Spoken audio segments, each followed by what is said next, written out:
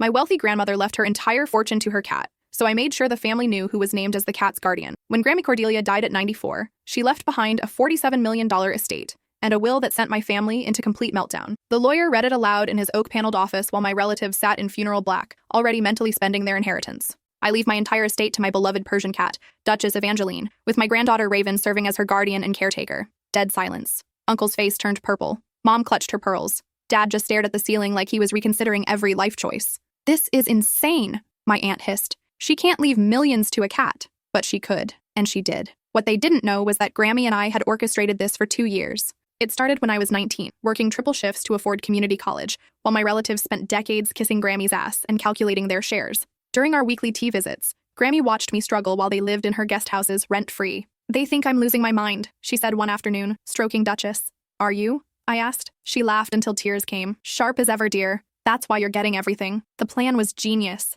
As Duchess's legal guardian, I controlled the entire estate for her welfare. Grammy's lawyers had crafted it perfectly, completely legal and contest-proof. My family tried anyway. 6 months of lawsuits that cost them everything they had. Meanwhile, I moved into the mansion, enrolled in law school using estate funds, and started living the life Grammy wanted me to have. But here's what nobody knew. Grammy had been documenting my relatives' crimes for years. Dad's theft from her jewelry box during holidays, Mom's forged signatures on legal documents, Uncle's embezzlement from her business accounts, Aunt's attempts to have her declared incompetent, all recorded, all evidence. I'd been sitting on this nuclear arsenal for months, watching them squirm through depositions and court hearings. They thought the cat inheritance was their biggest problem. They had no idea what was coming. 3 weeks after the final lawsuit failed, I invited everyone to dinner at the mansion. Family reconciliation, I called it. They came because they still hoped to manipulate me into sharing. As we sat around Grammy's dining table, I pulled out a thick manila envelope. "I found some of Grammy's old files," I said casually. "Thought you might want to see them." The color drained from Dad's face as I spread the photos across the table. Clear images of him pocketing Grammy's diamond brooch.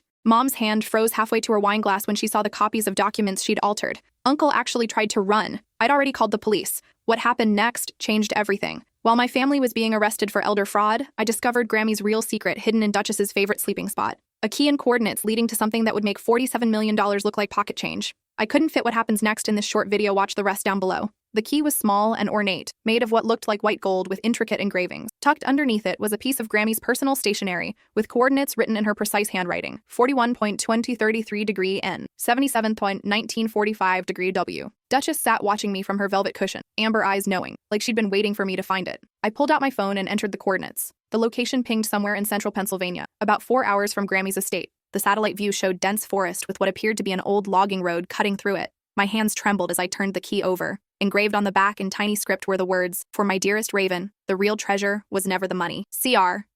Cordelia Richmond," Grammy's maiden name that she'd abandoned when she married my grandfather 60 years ago. I stared at those coordinates for 3 hours while police sirens wailed outside and my relatives were processed for fraud. The mansion felt different now, like Grammy's spirit was finally at peace, watching her grand plan unfold. By midnight, the house was quiet, except for Duchess's purring. I made a decision that would have terrified me 6 months ago, but felt completely natural now. I was driving to those coordinates at dawn. The next morning, I loaded Duchess into her carrier, packed a bag with camping supplies, and left a note for Grammy's housekeeper explaining I'd be gone for a few days. The police had finished their initial investigation, and my family was out on bail, probably planning their next move to contest the arrests. Let them plan. I had bigger things to discover. The drive to Pennsylvania took me through rolling hills and small towns that looked frozen in time. As I got closer to the coordinates, civilization thinned until I was driving on gravel roads that hadn't been maintained in years. I parked at what Google Maps claimed was the exact location, but all I could see was thick forest and an overgrown trail marked with a rusted "no trespassing" sign that looked decades old. Duchess meowed from her carrier as I grabbed a backpack and started hiking. The trail was barely visible, but someone had walked it recently. I could see boot prints in the soft earth. After 20 minutes of climbing, I reached a clearing where the trees opened up to reveal something impossible. A massive Victorian mansion sat in the middle of nowhere, perfectly preserved despite being surrounded by wilderness. It looked exactly like Grammy's house, but older, more ornate, with stained glass windows that caught the morning light like jewels. The front door was painted deep emerald green with brass fixtures that gleamed like they'd been polished yesterday. Above it, carved into the stone lintel, were the initials CR 1963. This was Grammy's house, her real house, the one she'd built before she married my grandfather and became Cordelia Blackwood. My hands shook as I fitted the key into the lock. It turned smoothly, like the door had been waiting 60 years for me to arrive. Inside, dust motes danced in shafts of colored light streaming through stained glass. The air smelled like lavender and old books. Everything was covered in white sheets, but underneath I could see the shapes of furniture, paintings, sculptures. I pulled the first sheet away and gasped. Beneath it was a Monet water lily painting I'd seen in art history textbooks. The real thing, not a reproduction. Worth at least $20 million. The next sheet revealed a Picasso sketch, then a Degas ballerina sculpture, then cabinet after cabinet filled with what looked like priceless artifacts, ancient pottery, golden jewelry, manuscripts that might have been centuries old. This wasn't just a house. It was a private museum containing what had to be hundreds of millions of dollars in art and antiquities. I found a letter on the mantelpiece addressed to me in Grammy's handwriting. My dearest Raven, if you're reading this, then the plan worked perfectly. Your family has been dealt with, and you've found your way home. This house contains my real fortune, the one I accumulated before I became the proper society wife everyone expected me to be. In my youth, I was Cordelia Richmond, art dealer, antiquities collector, and occasionally, cat burglar. The Blackwood family thought they were getting a demure young bride with a modest inheritance. They had no idea I'd already amassed one of the most valuable private collections in the world. I built this house in 1963 as a secret repository for everything I couldn't display in polite society. Some pieces were acquired through entirely legal means. Others, well, let's say the statute of limitations has long since expired. The basement contains records of every acquisition, along with provenance documentation for the legitimate pieces. The rest will require your discretion in how you choose to reveal them to the world. You'll find keys to safety deposit boxes in 7 different countries, containing additional assets I've accumulated over the decades. Bank account numbers are in the desk drawer, along with contacts for the 3 people in the world who know this place exists. The $47 million they fought over was pocket change, a test to see who deserved the real inheritance. You passed with flying colors. The house is yours now. Do with it what you will. But remember, you're not just wealthy now, you're powerful. Use that power wisely. All my love. Grammy Cordelia P.S. Duchess knows her way around. Follow her if you get lost. I set the letter down with trembling hands and looked around the room with new eyes. Grammy hadn't just been a rich old lady with a beloved cat. She'd been some kind of master criminal turned collector, and she'd just made me heir to what might be the largest private treasure trove in existence. Duchess had somehow escaped her carrier and was sitting by a bookshelf, pawing at a particular volume. When I pulled it out, the entire shelf swung inward, revealing a hidden passage. The secret room beyond contained filing cabinets full of documents, photographs, and what looked like detailed plans for heists that had probably made international headlines. Grammy's younger face smiled at me from dozens of surveillance photos taken outside museums and auction houses around the world. One photo showed her rappelling down the side of a building in black leather, a painting tucked under her arm. She couldn't have been older than 25. My sweet Grammy had been the Cordelia Richmond,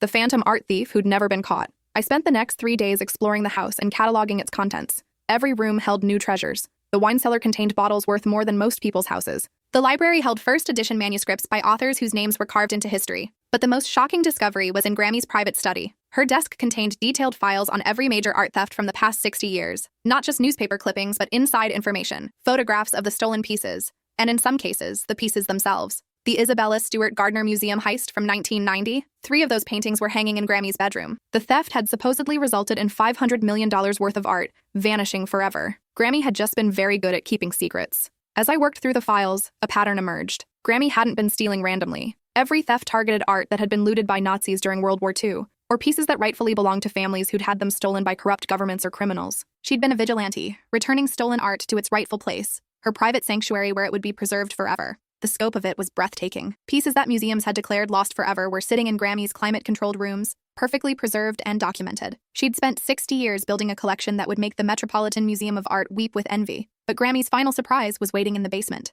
Behind a vault door that required both the key and a combination she'd hidden in Duchess's collar, I found Grammy's real masterpiece. The room contained not just art, but evidence. Files upon files documenting art trafficking rings, corrupt auction houses, and museums that had knowingly acquired stolen pieces. Names, dates, financial records, photographs. Grammy had been gathering evidence on the International Art Crime Syndicate for decades. She hadn't just been stealing art, she'd been building a case that could bring down an entire network of criminals operating at the highest levels of the art world. And now she'd left it all to me. On the vault's central table sat a laptop computer with a note. When you're ready to change the world, turn this on. G. I hesitated for only a moment before pressing the power button. The screen revealed a sophisticated database containing information on thousands of stolen artworks, detailed profiles of art criminals, and what appeared to be a complete map of how stolen art moved through underground networks around the globe. But that wasn't all. Grammy had been working with someone. The files showed regular correspondence with someone called the Curator, a mysterious figure who'd been helping her track stolen art and gather evidence for decades. Their last message was dated just 2 weeks before Grammy's death. See, everything is in place. The girl is ready. When she finds the vault, have her contact me using the secure channel. It's time to finish what we started. TC. Below the message was a phone number and an encrypted messaging app. My phone buzzed with a text from an unknown number. Welcome home, Raven. When you're ready to meet, text Duchess to this number. A friend of your grandmother's. They'd been watching me. Somehow, someone knew I'd found the vault. I looked down at Duchess, who was purring and rubbing against my legs like she approved of everything happening. What exactly did Grammy get me into? I asked her. She just purred louder. That night, I slept in Grammy's secret house for the first time, in a bedroom surrounded by Monet paintings and ancient Egyptian artifacts. I dreamed of Grammy as a young woman, dressed in black, scaling museum walls and outwitting security systems. But when I woke up, I realized the dreams might not have been dreams at all. Duchess was sitting on the windowsill staring into the forest. When I followed her gaze, I saw a figure watching the house from the tree line. Too far away to make out details, but definitely human. The curator. It had to be. I grabbed my phone and typed Duchess to the number from yesterday. The response came immediately. Meet me at the old oak tree behind the house in 1 hour. Come alone. Bring the files from compartment 7B in the vault. Compartment 7B. I hadn't found that yet. Back in the vault, I discovered a hidden panel marked with tiny lettering. 7B. Inside was a single folder containing photographs and documents that made my blood run cold. The photos showed my family, not just dad, mom, uncle, and aunt, but dozens of relatives I'd never met. All of them were connected by red lines to various art thefts and fraud cases spanning decades. The Blackwood family wasn't just greedy and manipulative. They were part of the art crime syndicate Grammy had been investigating. Everything clicked into place. Grammy hadn't just married into the family. She'd infiltrated them. The sweet old lady routine had been cover for a 60-year undercover operation to gather evidence on one of the most sophisticated art crime families in the world, and they'd killed her for it. The coroner had ruled Grammy's death natural, heart failure in her sleep. But the files showed something different. Hidden in the back of the folder was a toxicology report Grammy had somehow obtained, showing traces of a rare poison that mimicked heart attack symptoms. My family hadn't just been stealing from Grammy. They'd murdered her when they realized she was onto them. I grabbed the folder and headed for the oak tree, my mind reeling. Everything I thought I knew about my family, about Grammy, about my entire life, had been a lie. The figure waiting by the oak tree was a woman in her 60s, with silver hair and sharp eyes that reminded me of Grammy's. She wore expensive clothes that suggested wealth, but moved with the careful grace of someone accustomed to danger. You must be Raven, she said, extending a hand. I'm Professor Evangeline Thorne. Your grandmother and I were colleagues. You're the curator. She smiled, among other things. Shall we walk? These woods have excellent acoustics for private conversations. As we walked deeper into the forest, Professor Thorne explained everything. She and Grammy had met in art school in 1959. Two brilliant young women with a passion for justice and a talent for acquiring things that weren't technically for sale. They'd started as partners in what they called recovery operations, stealing stolen art and returning it to its rightful owners. Your grandmother was the most gifted art thief I've ever known, Professor Thorne said with obvious admiration. But more than that, she was a woman of principle. Every piece she took had been stolen first. We never took anything that rightfully belonged where it was. Over the decades, their operation had grown into something much larger. They'd built a network of contacts around the world: museum curators, insurance investigators, descendants of Nazi victims, indigenous communities whose cultural artifacts had been stolen by colonizers. We became a shadow organization dedicated to returning stolen cultural heritage to where it belonged, Professor Thorne continued. Your grandmother's marriage to your grandfather was strategic. The Blackwood family had been trafficking stolen art for generations. She spent 60 years documenting their crimes. And they killed her for it. Professor Thorne stopped walking and turned to face me. Yes, but not before she'd gathered enough evidence to destroy them completely. The question now is what you want to do with that evidence. I thought about my family sitting in jail cells, still believing their biggest problem was a cat inheritance. They had no idea their entire criminal empire was about to collapse. What are my options? Professor Thorne smiled, and for a moment she looked exactly like Grammy planning one of her elaborate schemes. We can turn everything over to the FBI and watch your family spend the rest of their lives in federal prison. Satisfying, but ultimately limiting. Or, we continue your grandmother's work. Use the evidence to force the entire art crime syndicate into the open, then systematically destroy them while returning stolen art to its rightful owners. More dangerous, but infinitely more rewarding. I thought about Grammy's files, about the thousands of stolen pieces hidden around the world, about families who'd been robbed of their cultural heritage by criminals and corrupt institutions. How many people are we talking about? The Blackwood Network alone involves over 200 active participants across 47 countries. The wider syndicate includes corrupt museum directors, auction house executives, private collectors, government officials, and criminal organizations. Thousands of people, billions of dollars in stolen art. The scope was overwhelming. But I thought about Grammy spending 60 years patiently gathering evidence, risking her life to document crimes that would otherwise go unpunished. What would Grammy want me to do? Professor Thorne pulled out an envelope with my name on it in Grammy's handwriting. She left this for you to read when you were ready to choose. I opened it with trembling hands. My dearest Raven, if Professor Thorne is showing you this letter, it means you've discovered the truth about our family and about my life's work. I'm sorry you had to learn that the people who raised you are criminals. I'm even sorrier that I couldn't protect you from this burden. But I believe you're strong enough to carry it. The choice ahead of you will define not just your life, but the lives of countless people whose cultural heritage has been stolen and commodified by criminals like our family. You can walk away from all of this, take the money, live comfortably, and let the crimes continue. No one would blame you. Or you can finish what I started. If you choose to continue the work, know that it will be dangerous. The Blackwood family is just one tentacle of an octopus that reaches into the highest levels of power around the world. They've killed to protect their secrets before, and they'll kill again. But also know that you won't be alone. Professor Thorne commands a network of people dedicated to this cause. Good people who believe that art and culture belong to humanity, not to the highest bidder. The decision is yours, and I'll love you no matter what you choose. But remember, you have the power to right wrongs that have persisted for generations. You can return stolen treasures to families who thought they were lost forever. You can expose corruption that operates with impunity because it hides behind wealth and respectability. You can change the world. Choose wisely, my darling girl. All my love, Grammy. I folded the letter carefully and looked up at Professor Thorne, who was watching me with patient eyes. How do we start? Her smile could have lit up the entire forest. We start with your family. They're currently in county jail, but they'll make bail within the week. When they do, they'll come looking for you. We need to be ready. We spent the next 4 hours walking through the woods while Professor Thorne outlined a plan that was both brilliant and terrifying. The Blackwood family's art trafficking operation depended on their reputation as respectable society figures. They used their legitimate businesses, charity organizations, and social connections to move stolen art through seemingly legal channels. The beauty of your grandmother's position was that she was inside their operation, but outside their inner circle, Professor Thorne explained. They trusted her enough to conduct business around her, but never enough to include her in the real planning. She saw everything and documented everything, but they never suspected her. Now that evidence would be their downfall. We're going to leak selected portions of the evidence to create maximum chaos, Professor Thorne said. A little to the FBI, a little to the International Art Crime Task Force, a little to investigative journalists, a little to the families whose art was stolen. Divide and conquer. Exactly. When criminals are under pressure from multiple directions, they make mistakes. They turn on each other. They reveal information they meant to keep hidden. But the plan required me to do something that terrified me. You need to go back to the family, Professor Thorne said. Pretend you know nothing about Grammy's real activities. Let them think you're just a naive girl who inherited a cat and some money. Make them believe they can manipulate you into sharing the inheritance. You want me to go undercover in my own family? It's the only way to get close enough to gather real-time intelligence on their response to the pressure we're about to apply. When the investigations start, they'll need to coordinate their response. We need to know what that response is. The thought of sitting across from Dad and Mom, knowing they'd murdered Grammy, pretending everything was normal, made me feel sick. But I thought about the thousands of stolen artworks hidden around the world, about families who'd never gotten justice for their losses. How long? 6 months? Maybe less. Just until we have enough evidence to bring down the entire network simultaneously. I agreed, and Professor Thorne gave me a crash course in undercover work that would have impressed the FBI. Communication protocols using encrypted apps, how to plant listening devices in my family's homes, how to copy computer files without being detected, how to document conversations without seeming suspicious. Remember, Professor Thorne said as we prepared to part ways, your family killed your grandmother, but they don't know that you know. That's your advantage. Use it. The next week was a whirlwind of preparation. I moved back into Grammy's main house, bringing Duchess with me. I hired a lawyer to handle the family's lawsuits and made a big show of being overwhelmed by managing the estate. When Dad called from jail, I played the part perfectly. I don't understand any of this legal stuff, I told him, making my voice sound small and confused. The lawyers keep asking me questions about Grammy's business dealings, but I don't know anything about that.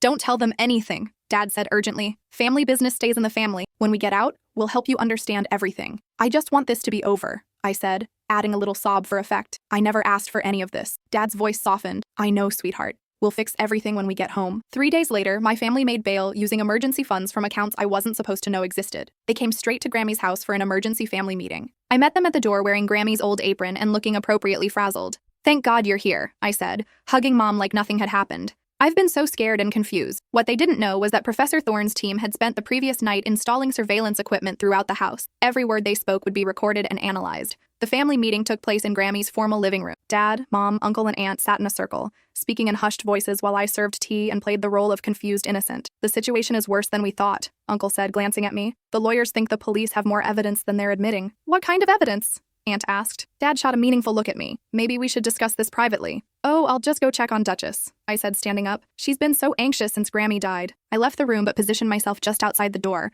where the surveillance equipment would pick up every word. They have photographs, Dad said quietly. Detailed documentation of transactions going back decades. How is that possible? Mom asked. The old witch was smarter than we thought, Uncle said bitterly. She was documenting everything. Why didn't she turn us in years ago? Aunt wondered. Because she was building a case, Dad replied. She wanted to destroy all of us at once. There was a long silence. The question now is how much the girl knows, Uncle said finally. She doesn't know anything, Mom said firmly. Look at her. She's completely overwhelmed. She has no idea Grammy was anything more than a sweet old lady with too much money. We need to keep it that way, Dad said. And we need to get control of that inheritance. How? We convince her to put the estate in a family trust. Name us as trustees. For her own protection, of course. I bit my lip to keep from gasping. They were already planning to steal Grammy's entire legacy. What about the legal problems? Aunt asked. We'll handle those separately, Uncle said. The lawyers think they can get the charges reduced to misdemeanors if we cooperate with the investigation. Cooperate how? Give them bigger fish to fry. I felt my blood run cold. They were planning to throw their own criminal contacts under the bus to save themselves. The meeting continued for another hour, with my family systematically planning how to manipulate me into signing over Grammy's fortune while simultaneously preparing to betray their criminal partners. When they finally left, I immediately contacted Professor Thorne with the surveillance recordings. Excellent work, she said after reviewing the audio. They're more desperate than we thought, which means they'll make mistakes faster. They're planning to turn on their partners. We expected that. It's actually helpful. When criminals start betraying each other, they reveal information they meant to keep secret. We'll be ready to capture it all. The next phase of the plan began immediately. Professor Thorne's team started leaking selected evidence to law enforcement agencies around the world. Not enough to reveal the full scope of what we knew, but enough to make my family's criminal partners very nervous. Within days, my phone was ringing constantly with calls from people whose names I recognized from Grammy's files. Art dealers, auction house executives, private collectors, all of them suddenly very interested in having lunch with the naive young woman who'd inherited Cordelia Blackwood's estate. They're fishing, Professor Thorne explained. They want to know how much you know and whether you're a threat. Each meeting was a careful dance. I played the part of the overwhelmed heiress while secretly recording every conversation. The surveillance equipment Professor Thorne's team had given me was invisible, built into jewelry, clothing, even the buttons on my purse. The art dealers probed delicately, asking about Grammy's collection and whether I'd found any interesting pieces in the house. The auction house executives offered to help me properly value any art I might want to sell. The private collectors hinted about special arrangements for pieces that might be difficult to authenticate through normal channels. They were all speaking in code, but the meaning was clear. They knew Grammy had stolen art hidden somewhere, and they wanted to know if I'd found it. I fed them carefully crafted lies designed to make them reveal more information. I found some paintings in the attic, I told one collector, but I don't know anything about art. Grammy never talked about that stuff with me. Paintings? His eyes lit up. What kind of paintings? Old ones, I think. Some have signatures I can't read. I'd be happy to take a look. Sometimes family pieces turn out to be quite valuable. That would be so helpful. I have no idea what to do with any of this. He left that meeting thinking I was a clueless mark sitting on a fortune in stolen art. What he didn't know was that every word of our conversation was being transmitted directly to law enforcement agencies in 3 countries. Meanwhile, pressure was building on my family from multiple directions. The FBI had opened a formal investigation into their business practices. International art crime task forces were asking questions about their overseas transactions. Insurance companies were reviewing claims for pieces that had appeared and disappeared from their inventory over the years. But the most effective pressure came from an unexpected source. Professor Thorne had contacted the families whose art had been stolen by the Blackwood Network. Not law enforcement, not insurance companies, but the actual people whose cultural heritage had been taken from them. The phone calls started on a Tuesday morning. Dad answered a call from a man whose grandfather's paintings had been stolen by Nazis during World War II, then sold through the Blackwood Network to private collectors. The man had been searching for those paintings for 30 years. I know you have them, the man said calmly. I have documentation proving your family facilitated their sale. I want them back. Uncle got a call from a representative of a Native American tribe whose sacred artifacts had been stolen from a museum and sold through Blackwood auction houses. Aunt's call came from the daughter of a Holocaust survivor whose family's jewelry collection had somehow ended up in Blackwood's inventory after the war. Mom's caller was the most devastating. The son of a family friend who'd entrusted artwork to the Blackwoods for safekeeping during a political crisis in their home country, only to discover years later that the pieces had been sold. The conversations were heartbreaking and infuriating. Real people whose lives had been devastated by my family's crimes, demanding justice that was decades overdue. But more importantly, the calls forced my family to reveal information they'd been hiding. Under pressure, Dad admitted to knowing about specific stolen pieces. Uncle revealed details about overseas storage facilities. Aunt let slip information about falsified provenance documents. All of it recorded. All of it admissible as evidence. The breakthrough came 3 weeks into the operation. I was having lunch with Mom at her favorite restaurant when her phone rang. She glanced at the caller ID and went pale. I have to take this, she said, stepping outside. I followed her out and positioned myself where I could hear both sides of the conversation. What do you mean they found the warehouse? Mom was saying. That's impossible. Only family members know about that location. The voice on the other end was frantic, but too quiet for me to make out words. How many pieces are we talking about? Mom asked. More frantic talking. Burn it, Mom said finally. Burn everything. We'll claim it was an electrical fire. She hung up and stood staring at her phone for a long moment. When she came back inside, I was innocently eating my salad. Everything okay? I asked. Fine, she said, but her hands were shaking. Just some business complications. That night, I gave Professor Thorne the recording. Warehouse, she said thoughtfully. We need to find that warehouse before they can destroy the evidence. It took less than 6 hours. Professor Thorne's network included former intelligence operatives who specialized in tracking criminal assets. By analyzing phone records, financial transactions, and property ownership documents, they identified 3 warehouses owned by shell companies connected to the Blackwood Network. The first one was empty. The second contained legitimate business inventory. The third was a treasure trove. Professor Thorne called me at 3 a.m. with barely contained excitement. We found it, she said. Raven, you need to see this. I met her team at a nondescript warehouse in an industrial district outside the city. The building looked abandoned from the outside, but inside was a climate-controlled storage facility containing hundreds of stolen artworks, paintings by masters whose work hung in the world's greatest museums, sculptures that had been reported stolen decades ago, ancient artifacts that belonged in their countries of origin. But the most shocking discovery was in the warehouse office. My family had been keeping detailed records of every piece they'd stolen, every sale they'd facilitated, every crime they'd committed. Not just for their own operation, but for the entire international network. This is it, Professor Thorne said, gesturing to filing cabinets full of documents. This is everything we need to bring down the entire syndicate. The files contained names, dates, financial records, photographs, shipping manifests, and correspondence with criminal partners around the world. It was a complete roadmap to an international art crime empire worth billions of dollars. But as we celebrated our discovery, my phone rang. It was Dad. "Raven," he said, his voice tight with controlled panic. "We need to talk. Right now. Is everything okay? Just come home. Don't go anywhere else. Don't talk to anyone else. Come straight home." The line went dead. Professor Thorne looked at me grimly. "They know." "How?" "Someone tipped them off. Either they have surveillance on the warehouse, or someone in law enforcement is feeding them information." My heart sank. "What do I do?" "You go home," Professor Thorne said. "You act confused and scared. You let them think they can still manipulate you." "But Raven," she grabbed my arm, "be very careful. If they know you've been working against them, you're in serious danger." The drive back to Grammy's house was the longest 20 minutes of my life. Every scenario ran through my mind. Did they know about Professor Thorne? Had they discovered the surveillance equipment? Were they planning to kill me like they'd killed Grammy? I found my family waiting in Grammy's living room. Dad, Mom, Uncle, and Aunt, along with two men I didn't recognize. Everyone looked grim. "Sit down," Dad said. I sat, clutching my purse where my emergency communication device was hidden. If I pressed a specific button sequence, Professor Thorne's team would call the police immediately. "We know you've been lying to us," Uncle said without preamble. My mouth went dry, but I forced myself to look confused. "What are you talking about?" "The warehouse," Mom said. "Someone broke in tonight. Someone who knew exactly what they were looking for." "I don't understand." Dad leaned forward. "The surveillance equipment we found all over this house. The recordings of our private conversations. The fact that you've been meeting with people asking questions about Grammy's business. They knew everything." One of the strangers stepped forward. He was tall and thin, with cold eyes that reminded me of a shark. "Allow me to introduce myself," he said with a slight accent I couldn't place. "My name is Dr. Aldrich Pemberton. I represent certain interests that have been negatively affected by recent developments." Dr. Pemberton. I recognized the name from Grammy's files. He was one of the top figures in the International Art Crime Syndicate, a man responsible for trafficking stolen cultural artifacts worth hundreds of millions of dollars. "Raven," he continued, "you've been a very busy young lady. The question now is what we're going to do about it." I looked around the room at my family's faces.